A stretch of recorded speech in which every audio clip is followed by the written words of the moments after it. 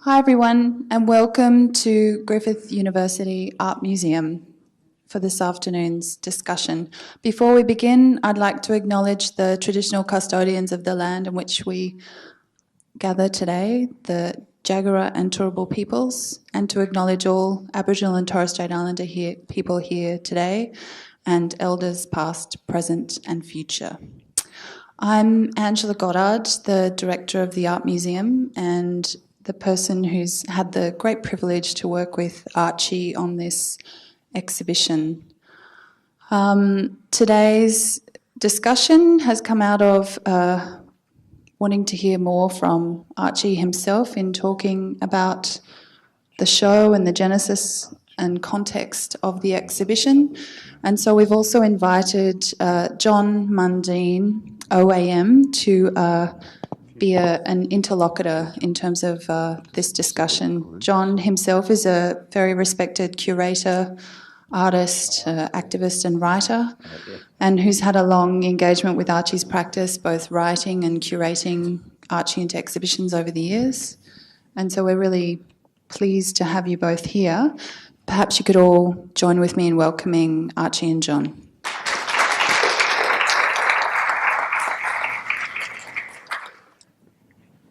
All right, well, thank you. Unaccustomed as I am to public speaking and what are they called, discoursing, I'll proceed. Thank you. I never know what to do with that. Anyway.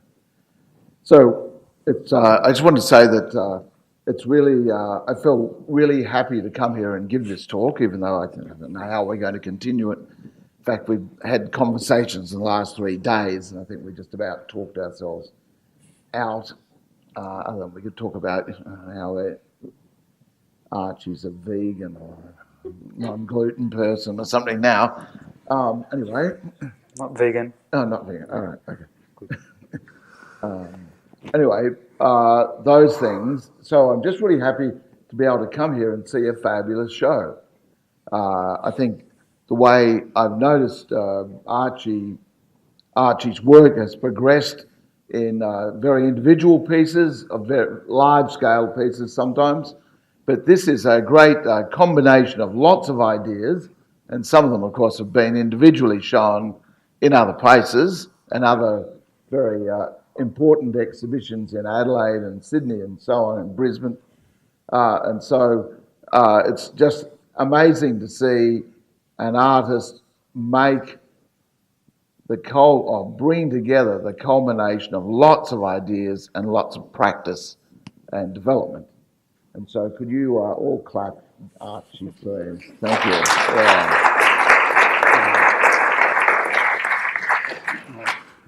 I thought it was curious that you... Hey, go on. Yeah. I was just thanking you for your introduction. All right. Anyway, we're not New Zealanders here. Oh, thank you for thanking me for thanking you. We'll go on forever, as they do. What I think was really interesting for me was it was like a half reflection on your work that people do, but you did this yourself. It wasn't like I think maybe how did the idea come that you would do this retrospective on your career in a sense before you actually almost got started? It's was that Angela's or? Angela invited me to present something. It was an exhibition. I'm not really sure exactly how it's something I've always wanted to do, I think. Recreate the family home. But I have done that previously at an RE called Accidentally Annie Street in Auckland Flower, which is pretty much the living room in this exhibition. As you said, there were several other...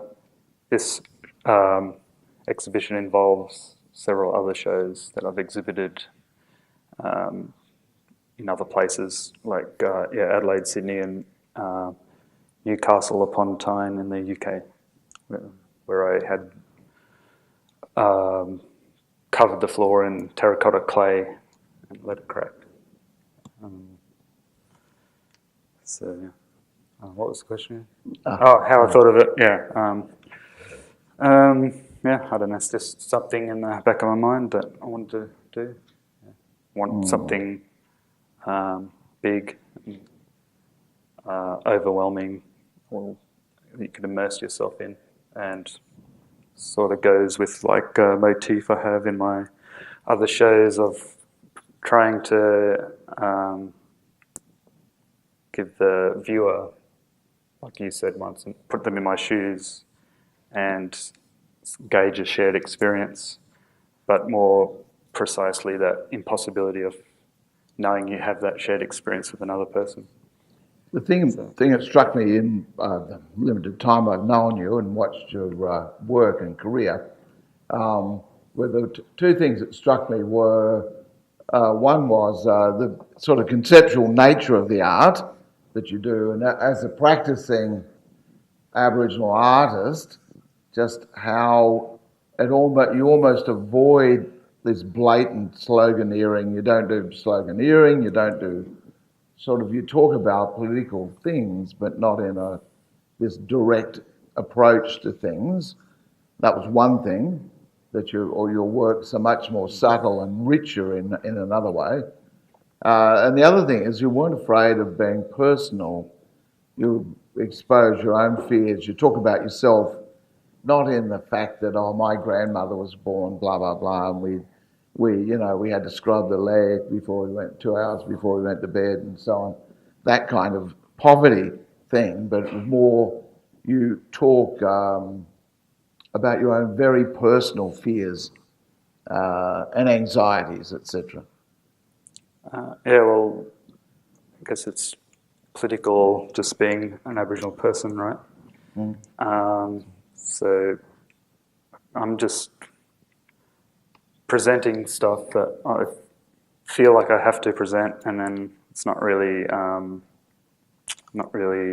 wanting sympathy or any of that kind of stuff. I'm just documenting what's happened.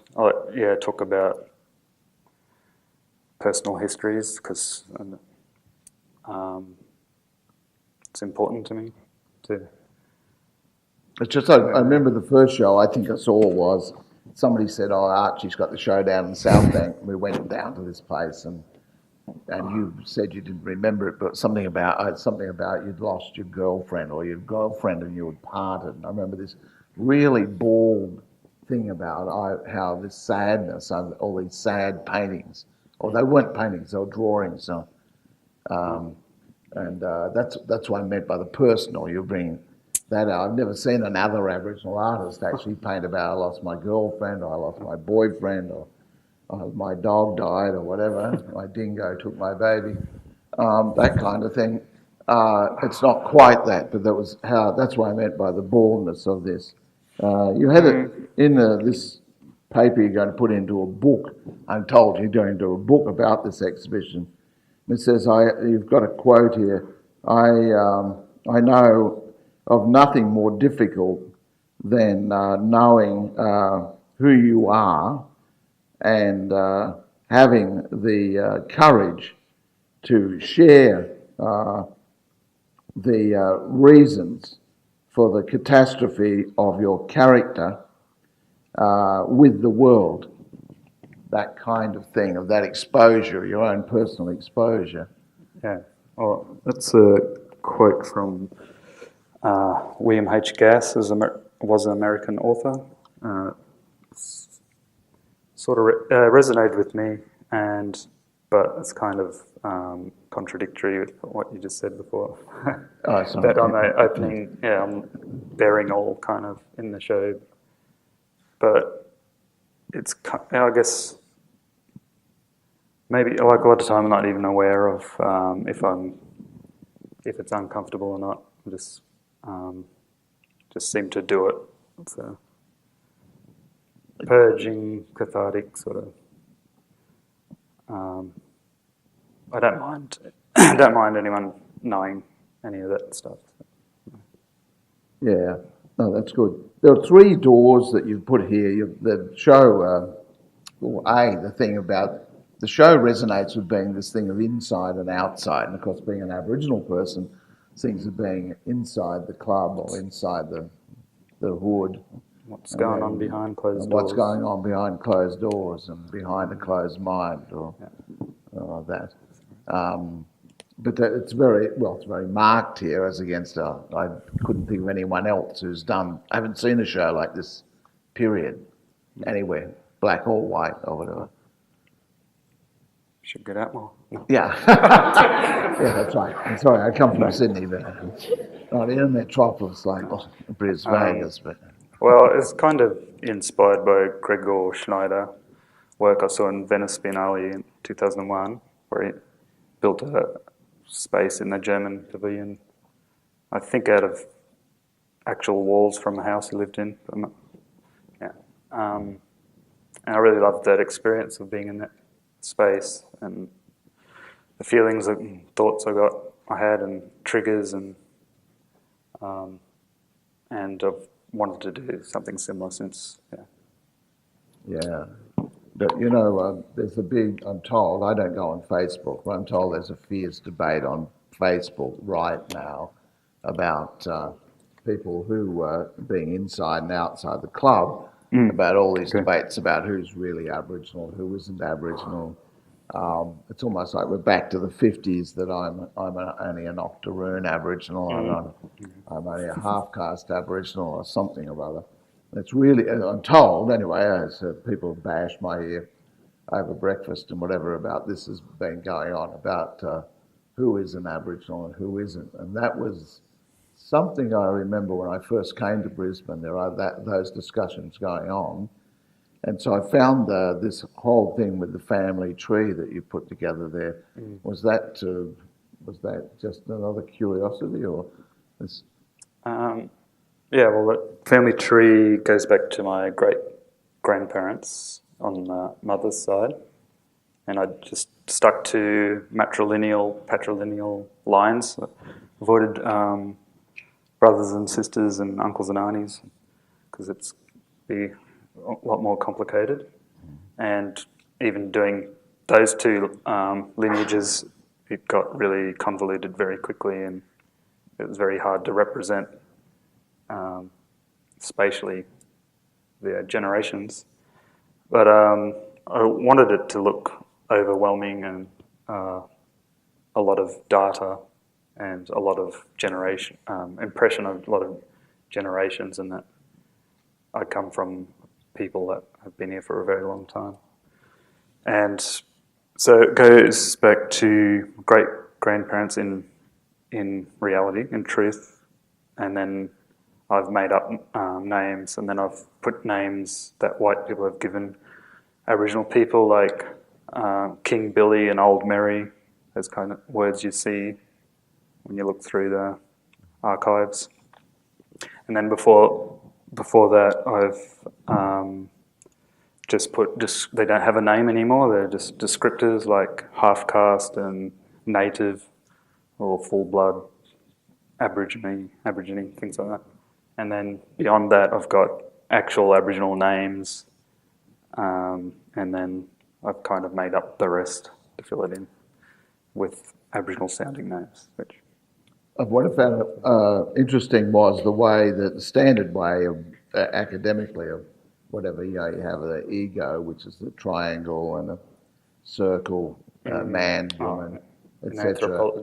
An anthropologist or something would do that, yeah.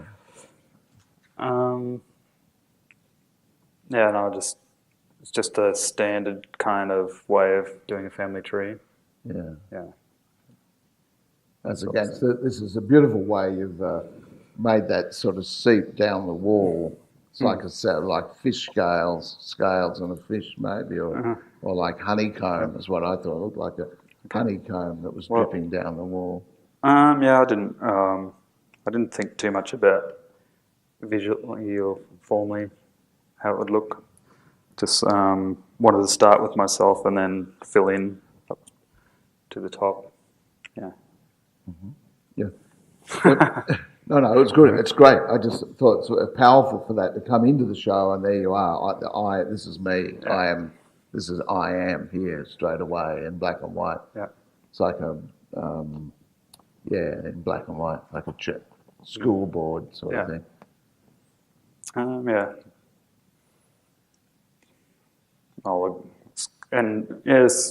of, I like the that it's like a system of classifying.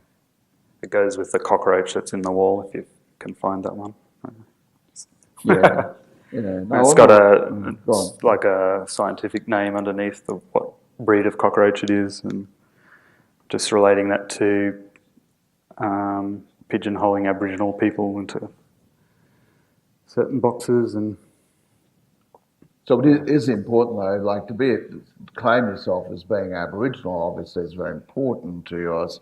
Telling you that story about Russell Drysdale and his mate, this journalist, and they produced this book from the 1950s called Journey Among Men, where these two men drive around through outback Australia, and they go up to Broome, and they meet all these other rugged Australian characters, mainly white characters. And in one of the essays, I think it's in the book, the journalist friend says the worst thing that happened to Aboriginal people was that they actually survived and they're still alive. That's the worst thing, that they still exist in the world today.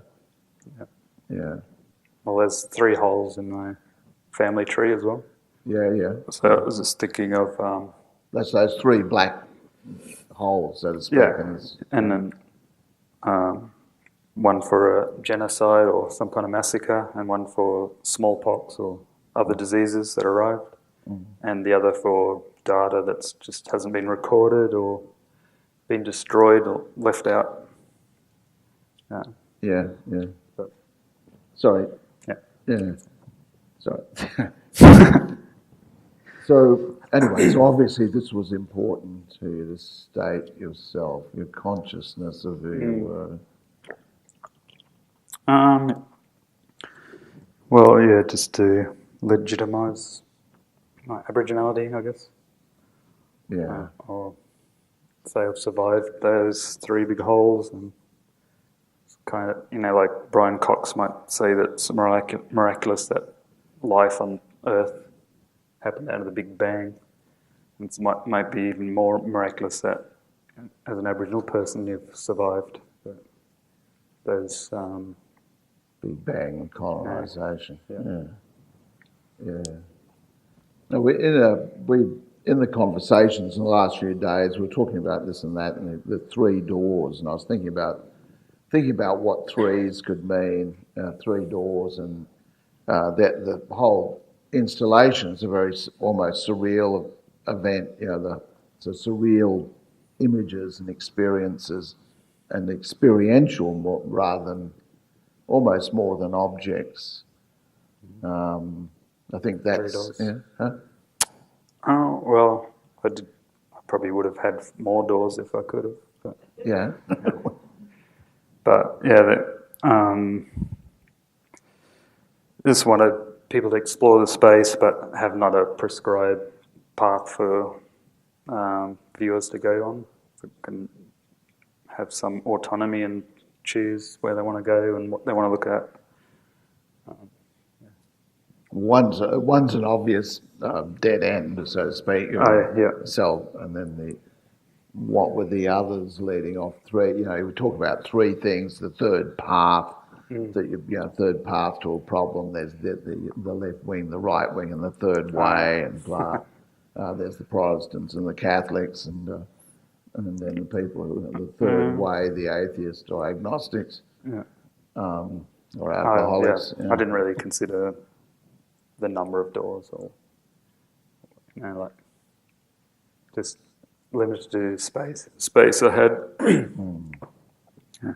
What struck me in 1988, I installed an artwork, my own artwork, on the Pier 2-3 in a fantastic spot. So you could look straight down the pier and you could see this work, this installation. and then certain other genius plonked another piece right in front of ours, so that you saw that work, which was called The Entire Contents of a Gentleman's Mind. He was talking about a white European gentleman, of course. So there's that. In many ways, this thing behind the doors is like that, isn't it? It's like your experiences and memories of. It's memory and personal history and a time and a place, those kind of things. But yeah, it's like walking through my life in my mind. Yeah. And you said, you've got, the other thing about it is it's about things that aren't three-dimensional, like the scent of things. You've got things that are just the smell of things, the actual just sight. This is a dark room, this is black, white, and so on, or black and light, dark and light. I wanted to evolve as many senses as I could, because I think you might disappear from the gallery space if you have more sensory stimulation. So, like, I think Carrie's mum thought the Dettol was perfume. It's a weird memory, but for me, the Dettol smell was. We used to have Dettol baths, and that kind of fear of my mother, I guess. If kids weren't clean enough, they'd be taken off you, and kind of a fear that might have been passed down from her mother. So that smell for me is like, you need to be disinfected. You're infectious, and you're not clean, and you're so dirty. You need disinfectant rather than soap. Yeah. And the breathing, like that piece with the refrigerator, the sound, you use sound as well.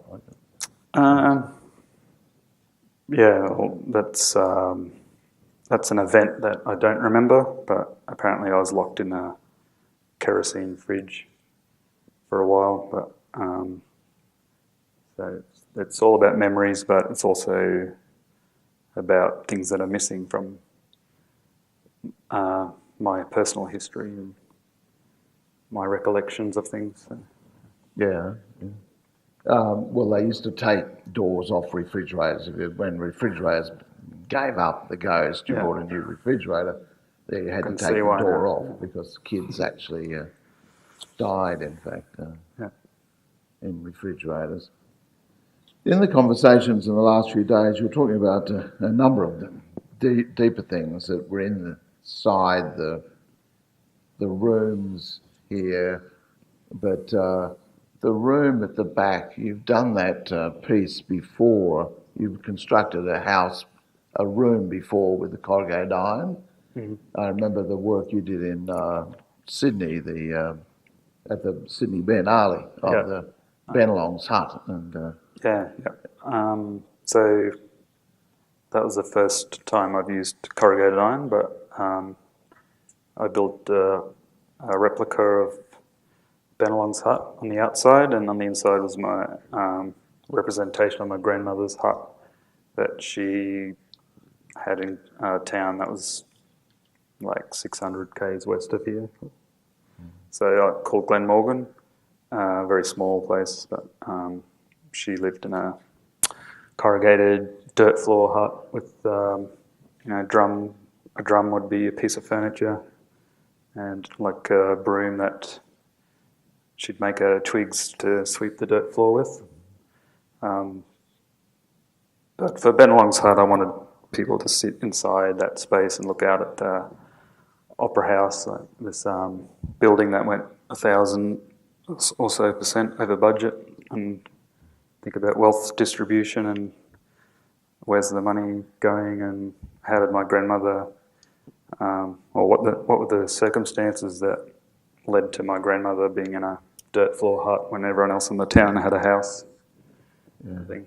And then I recreated that again on a much larger scale in Adelaide for Tainandi Festival, which was like a 10-metre long and 5-metre wide space. And I added fog and rain sounds to that one. But because that was so long, it sort of had a really interesting optical effect with the horizontal corrugated lines. Yeah, as well. But I kind of wanted it to be kind of there's like a ton of dirt on the floor as well, but which made it a lot quieter and felt a lot colder inside. So how did you convince them to put that heart next to the opera house? I don't know. That's supposed to be a heritage listed site now. Well, I did want the nice manicured lawn area that's directly in front of the opera house, but that was reserved for $60,000 weddings and stuff. So they didn't want to give that up, but they gave me this space next to it that's was the only unmaintained part of the Royal Botanical Gardens, which I kind of liked that attitude of that'll give you that shitty bit of land. But also I liked that it was kind of wild and overgrown, and maybe it would suit as like a setting for the hut. It would suit it better anyway. It didn't stay. It's not there now. No, it's not there. It wasn't designed structurally to be there for long. But you did. There was a Benelong's hut. You described it's in the kind of vicinity of where the hut was, but I think you thought it might have been on the slope that went down to where the opera house is. It's no longer there, but no one really knows. There's no evidence for where it exactly was. Yeah. Getting back to the 3 doors and the 3 pathways, the one we've got camera Obscura. That's we've discussed this, but we've got to go through it for the gentry. Yeah. But the doorway, the camera that's just I'm sure you all know what a camera Obscura is, don't you? No, that's not. Well, and there's a story about how it came into being, but not in reality, but in Archie's case. Yeah. Well, yeah. In my case, I lived in a house that was quite dilapidated, lots of holes in it. It would sink into the ground every time it rained a bit. And it sort of shift, the stumps would shift. So it was built on what they called a melon hole out there, like a water hole. But there was a hole in the front door. It's an irregular shaped hole. And one day I saw just this moving image on the wall, on the fibro wall. Didn't know what it was and just became fascinated by it and just sat there and watched it for a bit. And sort of realised it was the outside world upside down and back to front on the wall. And there was no cinemas where I grew up. I was never saw a projection before. So how old were you then? I don't know, probably 10 or 9 or something. Yeah. And that's kind of it might have been one of the first dreams I thought of when I thought I'd do this show. And it kind of, we didn't know whether it was going to happen, whether it would work, because it's not out in direct sunlight, sort of under the awnings and stuff on the building. So who's been through that? You've all been Sally through the has. show? Well, Sally, yeah. Yes. So you all know what we're talking about. So yes. Yeah, well, it's a precursor to a camera, photography. So the outside, it's upside down and back to front. Which because for Aboriginal people, our lives are upside down and back to front. Or your life could be that life lived. Yeah. And the door on the right, you go in and there's these paintings there from your paintings. They're all mine except for the religious painting, which that's just when we went shopping around for all the old TV and bits of furniture and stuff. I found that with the TV at this place, and it was the exact copy of Paint by Numbers that a neighbour gave to me. So it's like partly to get me interested in art and partly to proselytise, like get me interested in Jesus. Yeah, we had Might have been one of the first paintings I ever did. Yeah, we had these Seventh-day Adventists insult any particular creed, but there's certain sects of Christianity used to come and visit us. We lived on the edge of town in Grafton, and these people would turn up and give us books with all these religious pictures in it and stories from the Bible and so on. That was about the only books we had. That's the kind of thing. Yeah, same kind of deal. I think that's what's going on. Yeah. And the other three are from my second year at QUT, from 1996. So how did you actually get to go to art school? Did you? Who pointed you towards that? That's the kind of thing. Well, I was just unemployed for a while, and my auntie wanted me to move out of the house at Kilcoy. Yeah. And I did do TAFE before that, but then thought I'd apply for university, and was successful here for animation actually, QCA.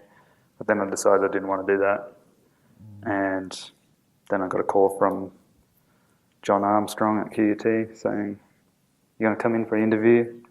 I go, "Oh," because I wasn't gonna apply for anything, and then I said, "I don't have any work. My portfolio's with QCA." He goes, "Oh, you got any drawings at home?" And I go, "Oh yeah, maybe a couple." And I just did like 10 pastel drawings. Went to an interview and got in. And when you're It might have been ticking a box, I think. Yeah, maybe ticking a box on their part. But maybe. I'm glad I went. It was great. Yeah, great. Had a great time at QC. Yeah, you obviously enjoyed it and excelled, and then you've won the Sam stage. When was that? What was that for? That was in 2001, and I got to go to Prague on a scholarship for 13 months. Wasn't really study because they didn't have any one that could speak English very well to give me any classes, so I just had a big studio space to work in for 13 months. Yeah. Just a curious thing, are you some of your family tree Czech or Slovak? Or it's a curious thing for an Aboriginal person from where you German. came. Yeah. Grandmother had a German back then. Yeah. Lutheran name. Yeah. Just and then to choose to go to Prague as. Well, I wanted to go to Russia really, but that was closest. And you did go to Russia though. Yeah. Yeah, I went to Russia on the holidays. Went to Pushkin's house. Yeah, the writer. Yeah, Pushkin. Yeah. So and that's I'm trying to get out of here. Yeah, we're trying to get out of here. Curious thing. I think mainly about the time you went there, I was still hanging around the valley here, getting pissed. For Aboriginal people, how do you go to think I'll go to Russia? I'll go to Pushkin's house. I don't know. Where is that? Well, I don't know, just have interest in the films mainly and culture, art and books and literature. Tried to learn the language and I don't know why I have a real affinity with it other than what I've seen in the artistic endeavours. One of the things you talked about with me in the last few days was about an anxiety. You had an anxiety. You talked about an anxiety about you were going to die, death anxiety almost. When did that sort of develop? I don't want to sound like I'm Freud here or something, but go on. I was Black just Freud? interested. Yeah. No, Richard's already did that. Yeah, that's right. Yeah. You'd have to get in a gold bikini or something. That's fine. But you talked about having an anxiety or death anxiety. Yeah, that's part of the reason for the title of the show. So, or one was I wanted to kind of try and include everything up until this year, like what I did in the space, and also it's my first big institutional show, so it's like a timeline. It's taken me that long to get to there as well, and also I have this, as I say in my essay in the book, every time I fly, the plane crashes, and I used to look at the tube TV and it would explode in my face. That's in your dream or in imagination? No, while I'm awake. Hey? While I'm awake, watching, while you're awake, I'll just see a vision of it exploding in my face. Yeah. Or getting a car coming up the footpath to run over me. Yeah. So I have that kind of anxiety a lot of the time. Yeah. But some of those things have disappeared, like the tubes. There's no tubes anymore, so they don't. I'm pretty safe now. Yeah. So, yeah. The thing that struck me about the show, in a way, I was thinking about the non-solid artwork, so about experiences, which was really interesting. The thing that you walk through it rather than anything else. In fact, I looked this up, and this sounds stupid, but the year you were born, the person who won the Miles Franklin Award wrote an essay, a novel called The Horse of Air by Dale Stevens. But he was really talking about, he was inspired by Aboriginal stories about a thing called the night parrot. It's a parrot that only flies very low to the ground, spends lots of time on the ground, and you never see it, you only hear it. And apparently when in one part of the country, when Aboriginal people first saw horses, that motion of flying close to the ground, going up and down, reminded them of this parrot. It's supposed to be extinct now. There's a film that I just saw was made last year about this thing that this guy was trying to find, whether the parrot still existed. It's this thing that they can hear it, and you can see footprints on the ground, etc. It's something that you can't actually see. And I was thinking about that in regard to your show, about things you can't see, not the things that you can see, about in the thoughts and emotions you're talking about. Yeah, kind of every object has that kind of aura, I think, or memory with it, attached to it. So, and different memories for different people. But yeah, I will never know if your memory matches with mine, and it's kind of part of what sourcing these things that I remember. I might, I might even remember that incorrectly, might be quite right. So your memory's reconstructive, changes and things disappear from an event, or things might be added to that event that never happened. The piece that we're talking about, the smell of dead oil and so on, that people, you're talking about, that evokes a memory. Certainly from my generation, the Dettol had a big place in the family home, and we'd scrub anything, like you said, wanted to not only clean it, you had to disinfect it. You'd actually scrub yourself down in Dettol, bathe everything in Dettol. So those things. You did a work that you showed in Sydney, and I don't know whether you showed it in Adelaide too, I think, about perfumes and smell and odour. What was that called, that piece? Le Eau d'Amour. Oh, dear more, yeah. Yeah, it was well, smell's the part of your brain that recognizes smell as close to the part of your brain that stores your long-term memory. So they're quite related, and I think that's why smell can bring back things for, everyone can bring back strong memories. And I wanted to do 7 memories of mine that people could sniff my memories. And how was that set up? So, But I'm more interested in the impossibility of that. You can't experience my memory. You can't share my experience of the world, sort of thing. But I had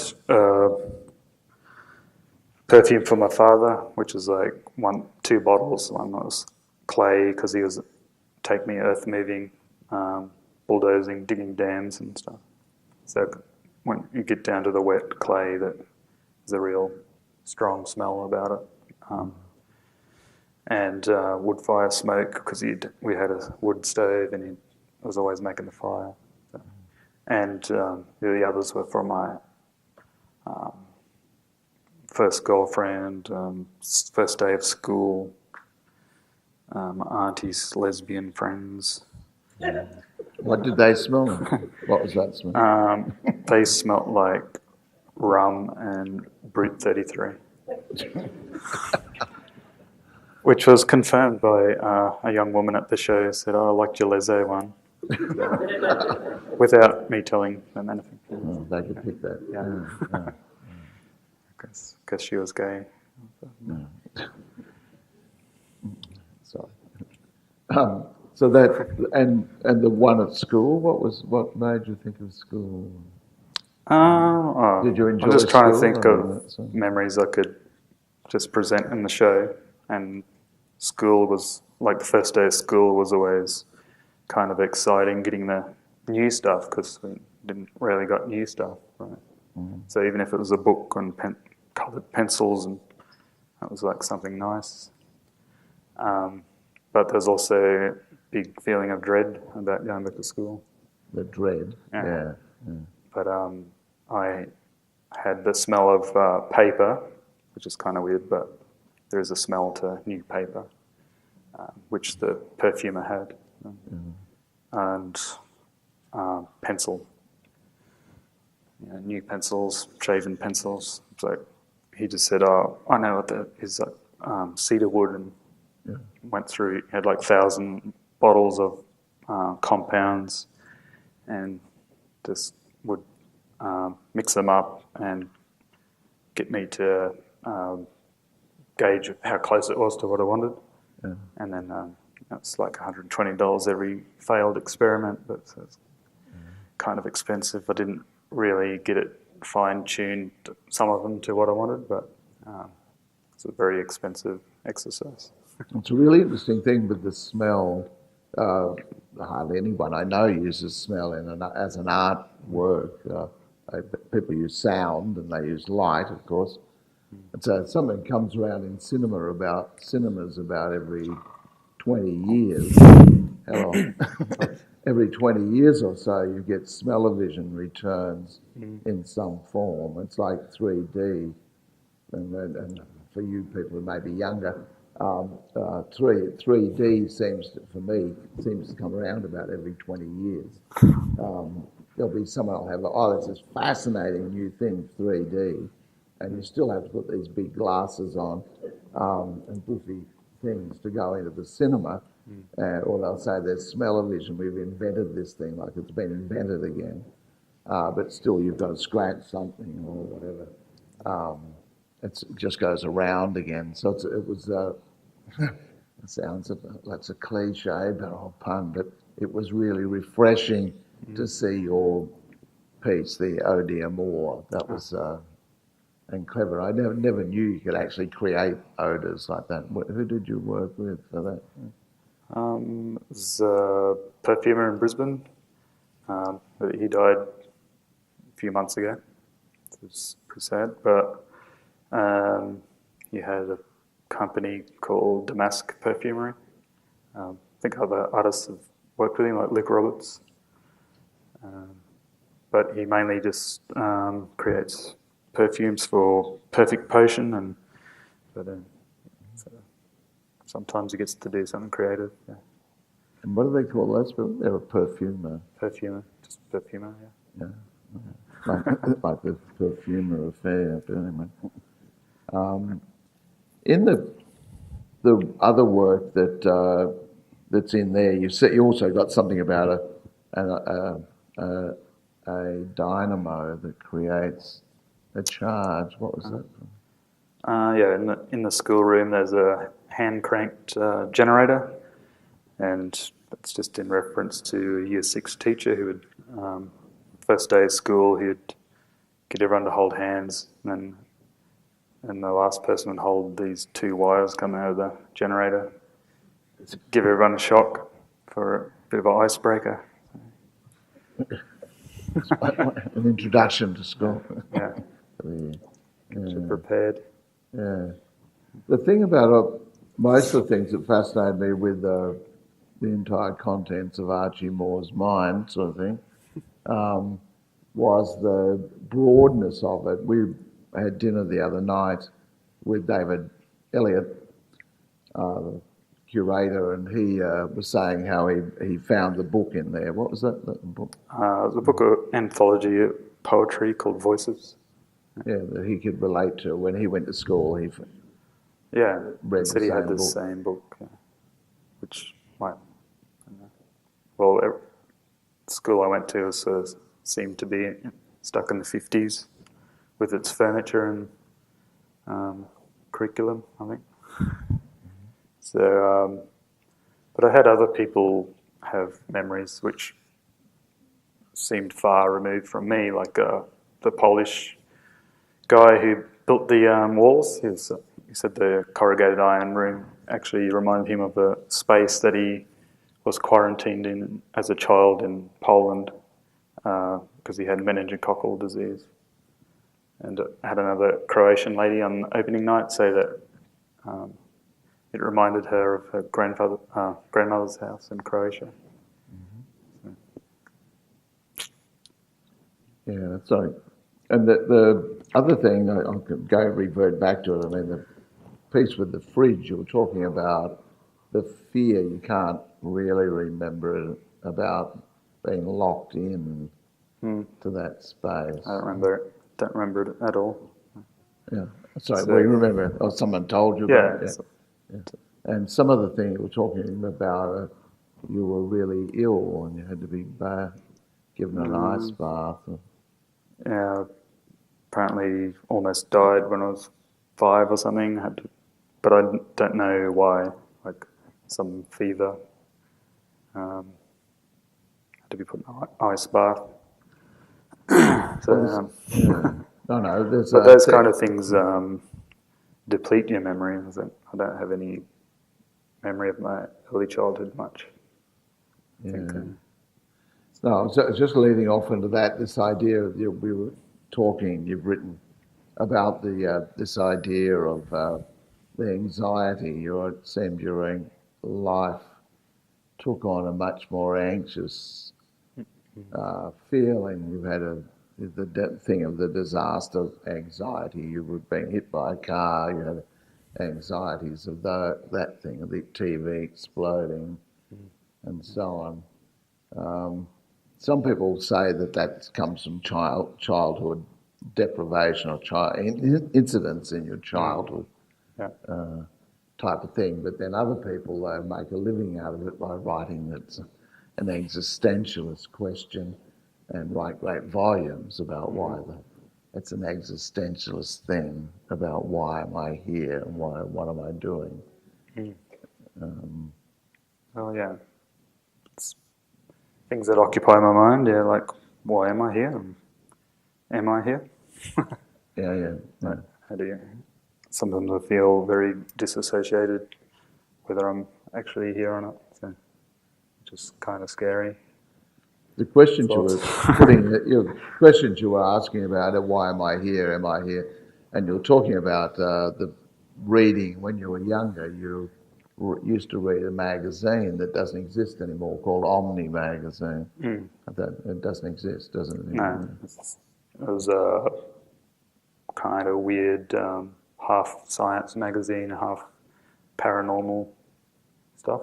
But I used to love the articles and the illustrations as well. But I think that magazine might have got me interested in astral projection, which is also featured in the show in books and in a tape, a self-hypnosis tape you can listen to in the living room. But I could never do it because I could never get through the meditation part. Yeah. Because of the anxiety. And what was they were describing the tapes, how they talked about to relax. Yeah, they tried to. There was like suggestions about being out in nature, and it's a beautiful day, and it's a blue sky, and the sun's shining, and the grass is green, and I'd be thinking, oh, how green is the grass, or where is the sun? What position is the sun in the sky? But also, like, how do I see that image? Am I in the location, looking around with my point of view, or am I outside my body looking at myself? And then that would kind of kill the relaxation business. And then I would have, next time I'd think, okay, I should just pick one of those positions and imagine it in my mind. But I tried that, and then I was still aware of the other perspective. I just couldn't turn it off. So. Yeah. It's sort of Which it applies to other things in life. I'm sort of overstimulated. I kind of hear someone creaking their chair up there or something. I'm sort of aware of it while we're sitting here talking. Yeah. Yeah. And it kind of might explain why I want the show to be full of stuff, big and monumental and overwhelming. So, yeah, but still, I was thinking about that thing of the park, and that you're in a park and you're in with green grass, and that it reminded me of the conversations, the interrogation that used to happen in Blade Runner, where they are, say you're in a desert, you see a turtle, and it's to determine whether you're a human or whether you're a replicant. Okay. Are you a real person or are you a replication? Yep. I don't know whether you know that scene at all. No, I've forgotten it. Yeah, this is the older thing. Anyway, you're in a park and this happens and that happens. Yeah. And it's supposed to decide whether you empathise with it or not. Oh, yeah. Okay. Yeah. Sorry. That's good. Yeah, sorry. So the thing with your anxiety, like I said, the death anxiety, the anxiety of where you go, well, they could say, is that because of your life in poverty, or is that an Aboriginal thing that you have an anxiety of where do you go, where are you going? Or is that just an artist anxiety to live? I don't think I have an anxiety about where I'm going. Yeah. It's more like being here in the present. The present is enough of an anxiety. Yeah, tell me about it. Yeah. No. So, but I kind of have a fear. I sort of don't really have a fear of death. It's a fear of missing out on what. I'm kind of interested in what will happen to the world, and I think I'd like to be here at the end and see it what happens. But Yeah, and if I die now, I'll miss out on knowing. yeah, Yeah, that's another peculiarity. yeah, that's right. Well, we may all get around to see that soon. But anyway, Donald Trump has his way. Yeah, that's the anxiety of now is a complete anxiety in itself, isn't it? Just living is enough. Yeah. When you're about the time you were born, was a really big time in Aboriginal things. That's when the Aboriginal Medical Service was started. That's when the Aboriginal Legal Service was started. The Black Theatre came into being about 70, 71, 72. And a big thing that happened was that there was an Aboriginal flag invented by Harold Thomas. Yeah, it was about 1970. He was at art school too, not here, but in Adelaide. And he designed what he called the Aboriginal flag. You've done a number of projects to do with flags. Can you just elaborate on some of them, or it's going to now, where it's going to? Or why do you also want to name people or designate or order them? Is that the idea? Well, yeah, I was looking at, Fiona Foley invited me into a show at UQ, Courting Blackness, and I was looking at, we looked at the Grand Court area of UQ, and that's where the whole exhibition was going to go, or did go, and it was like a space where students sat and ate their lunches and caught up with their friends, and we were going to intervene in that space in some way.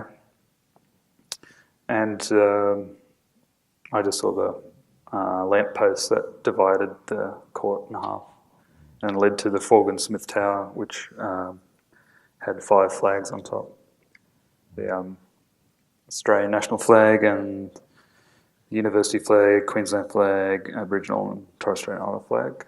And they had 2 flagpoles that were vacant, that were reserved for the Governor-General when he or she would arrive for whatever ceremony. And I was looking at R.H. Matthews, this anthropologist, and he divided Australia up into 28 Aboriginal nations. What year was that? 1900. So, just looking at, it's interesting that he called them nations in the first place, but also I was more interested in his kind of methodology and how accurate his gathering of information was, or did he have an air of racial superiority that influenced his research, or how well he recorded things, or how things were lost in translation or whatever, or just the authenticity of his work. So I looked at those areas that he partitioned and named, and then I looked at them on Google Earth and looking for geographical features that were unique in that space, but then also looking at the people that lived there and what was unique about their culture, and tried to represent in colour and shape in his flag. So I did 14 then, and then expanded it for a show at the National to the whole set. In Sydney, you mean? In Sydney at Carriageworks. Yeah. And now they're going to be in a larger scale at Sydney International Airport in June. How many? There's 28. 28, yeah. So it'll be 28 flags. I think they're 6 metres tall, and they'll be hung in the international terminal at Sydney Airport. So the first thing is people coming into the airport will see when they come to Australia, it will be these flags, Aboriginal flags, indicating, of course, Aboriginal ownership of the land. It's a pretty big commission, isn't it? You must have been pretty chuffed. It's a very public space. Yeah. I'm not diminishing Queensland University, but I don't know how much I got. that's right. But yeah, it was the biggest commission I've ever been given so far. Yeah. Well, that's a pretty big honour, I would have thought. Yeah. And especially in that sighting, that's pretty amazing. It's international. Yes, as well. Yeah. Well, this continent was international. Yes. With those, yeah. In that sense, yeah. No. I wanted Got 5 to... minutes. Huh? No. Yes, that's right, you're doing. Just a little while ago, at the Sydney Biennale, Ai Weiwei was in conversation with the director of that Biennale, Marmy, the woman Marmy, who was trying to have a conversation with Ai Weiwei, who just acted like a real arsehole, basically. And so very early on into the talk, he started to say, well, look, we've got 20 minutes left now, and this is a very boring conversation. And he kept going, like, we've got 10 minutes now, 3 minutes now. Sorry, and we joked about how he was going to put this on me. But anyway, about he's got 3 minutes, John, whatever. So I'm not an artist. There's an argument about who is an artist and who is a curator. I'm a curator, so I'm defined. And people keep telling me I tried to join a number of artists' cooperatives, and they always say, "Oh, well, we don't want you. You're a curator. You can't join." Blah. I felt like it's not like you can't become I'm a Catholic or a Protestant or something or other, or I can't join the Masons or something or other. How, in a way, installation, in a sense, becomes more curation almost. Like this is almost collaboration of curation to bring that together. Yeah. I don't know how to build walls. And Yeah. But I don't know. It's kind of like I wanted it to be. Mm-hmm. In Europe, it's a fashion now for mainly males to have what they call an archive. They bring all the junk that's in their studio or room and they put it in as an installation, as an exhibition, as an artwork. I think somebody had one here in Brisbane. Who was that? Richter. Gerhard Richter had something similar like that, of an installation of all the things out of their studio. And like I said, in Europe, it's enormous. People have these enormous exhibitions of every magazine they've read and every bit of paper or note that they've written down goes out. And the thing that struck me was how boring this was and how boring and arrogant these people were to have that sort of installation set up. That how could you think that this is... why is that important for me to come and look at every little scrap of paper? So why is it important? That's the question of the 3 doors, the 3 existentialist questions. Who am I and what are my experiences and why should my experiences mean anything? It's that kind of thing, I think, with the 3 doors that I got. Okay. Yeah. I don't know. It's just a bit of art therapy, maybe. Yeah, of all. Yeah. No, there's nothing wrong with that. I just wondered how you... I don't really care I don't really care if anyone means nothing to anyone else. It's like for myself, I think, mainly. Yeah. Well, you have to make art for yourself. You have to make your own. You have to make your own statement, of course. Yeah. I don't know. So anyway, but I did find it wasn't the case with you. I just found that the experiences, the experiential thing was it's a bit just more fascinating. interesting than looking at clippings on a wall, you mean? Yeah, and huge banks of books. Because it's more immersive, I guess. Yeah, I think you're inside my archive. Yeah, because in that sense, it's sort of like an Okay. archive that's here, an archive of experience. Okay. Yeah. Yeah, and I think that's, I think obviously people do enjoy your experience. They're obviously relating to your experiences. Just from the people I've talked to in the last few days, or the last week or so, the people who've come to see the show, they're very happy with it.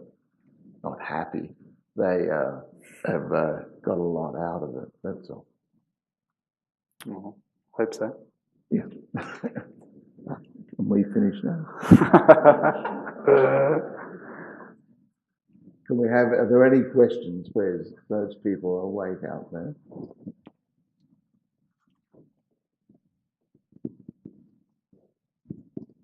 Hi, I'm Wanda Natabush. I'm First Nations from Canada. I really, really loved your show.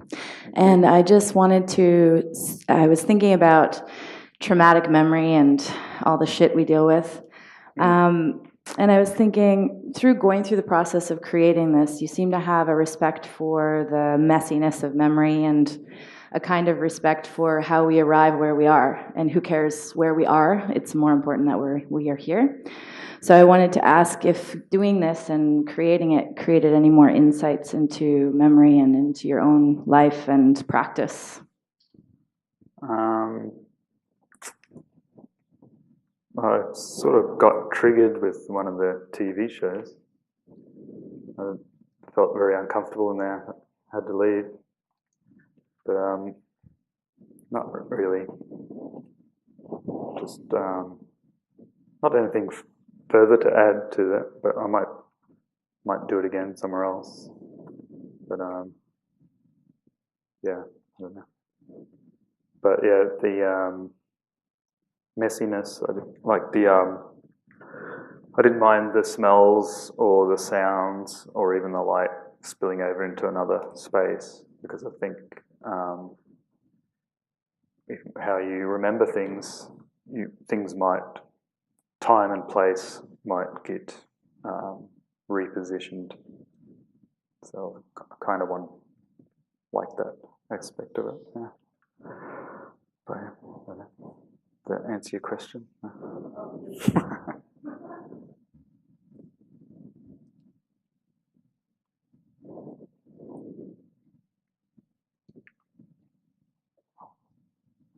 Thanks, guys. Great talk.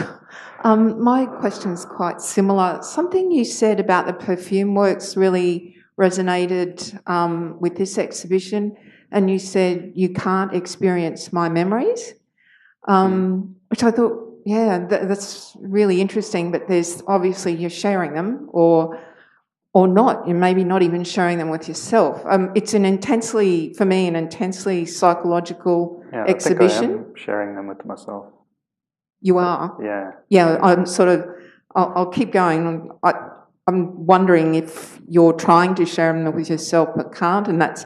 So from my perspective, going in there, it's like a series of fragments that don't connect, but they almost connect. You want them to connect, but you're kind of frightened of the story they tell if they do. Oh, yeah. And I was just wondering if that's sort of, my baggage in my head, or is that something that is the way you're working? Yeah, I think that's pretty accurate. Yeah, about maybe I don't really want to know the full picture kind of thing. So I used to see a psychiatrist, and I got close to revealing something, and I just didn't want to go there. So. But what else? I was going to say something else. I've forgotten. Speaking about memory, forgetting. But, that's good, thank you. Yeah.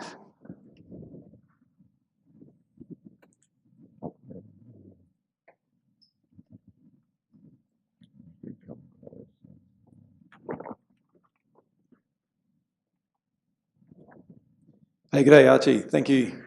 Afternoon, John. Archie, if you're working so extensively in memory and history in this, but particularly memory, I'm always really interested having a desire to see as much of your work as possible, but maybe not being present to see the work, the archiving of it. If you've touched on the archive in the exhibition, how do you think about the life of the work after, or in an archive, or does it have a life after in your thinking? Or how do you maybe around, like, if someone wanted to engage with the work post? Yeah. Have to be rebuilt somewhere else, maybe. Yeah. But I think the documentation is important, but I don't really have much of attachment to the work once I've finished making it. Yes, like I don't. Well, this is kind of different because there's objects in there that I like to keep and re-show them again and again. But I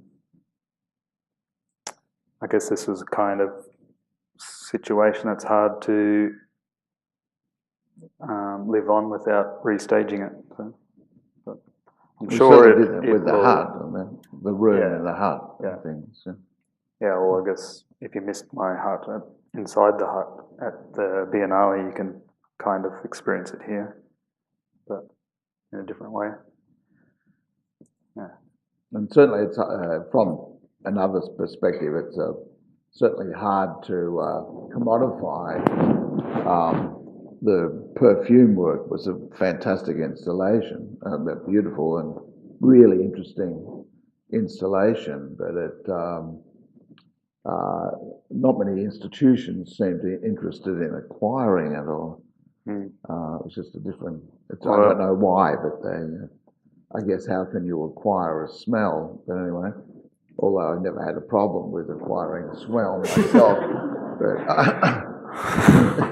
institutions seem to, though, even though I'm sure they stink too.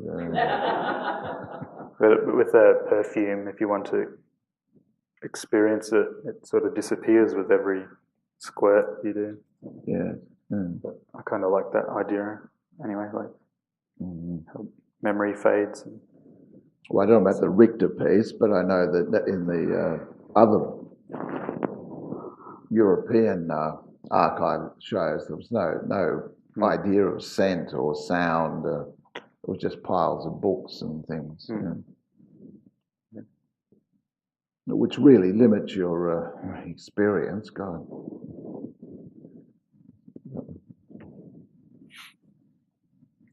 Sorry, you mentioned that in your research for your flag works that you were looking to sort of investigate the authenticity of the original research. I was just wondering if you could talk about what your verdict was on the validity. Oh, completely wrong, I think. Was 250 nations that were here and are here, compared to 28. And like there was a area in, I think Western Australia is divided up into two nations, and one of them he didn't know the indigenous name of the area, so he just named it after a cattle station. So, yeah. So I think in the I didn't see that as taking away from the validity of the artwork. I thought the flags that you created that's a valid artwork, and the irony involved in talking about this crude attempt to name Aboriginal people and to file them away, so to speak. Yeah, is part of the statement of the work. Yeah. Yeah. Wasn't there someone else? Yeah, hi. Thank you. The room that I find most perplexing in this show is the room with the clay and the plants.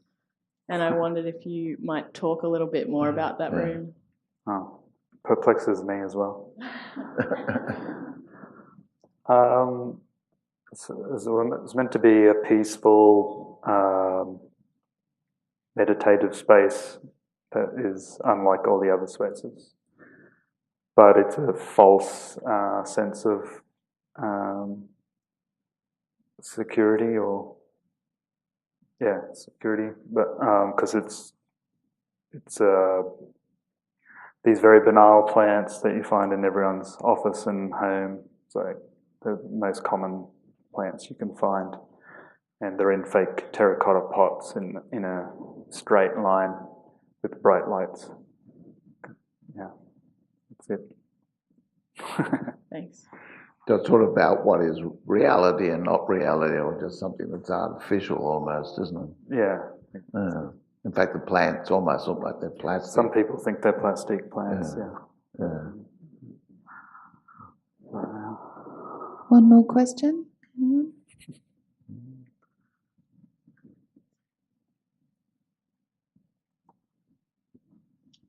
Hi, good afternoon. One thing I noticed because I grew up in small country towns in North Queensland, we had a deprived background, and those rooms are very familiar to me. As children, we escaped by climbing trees and making mud pies, and we would just be gone in the morning, and parents say be home when it falls dark. Was nature ever escape for you from the four walls? Oh, there wasn't much nature where I grew up in. It was all cleared away by ringbarkers, and it was kind of erased. There was like little bushy areas, but it's not very appealing because they're full of brigalow trees. They're like kind of ugly looking trees, and they're like got really rough bark on them. You can't climb them, and they might be full of these things called itchy grubs that have like a big nest that's like a big sack, and they make you really itch if they get on you. And it was really hot and dry. So not really. Sort of more internal, escaping, like reading books and doing drawings. I wasn't very sociable. I stayed at home, had like one or two friends that would hang out with me. Okay, that's interesting. So, yeah. Thank you. Okay, maybe if you would all join me in thanking Djon and Archie.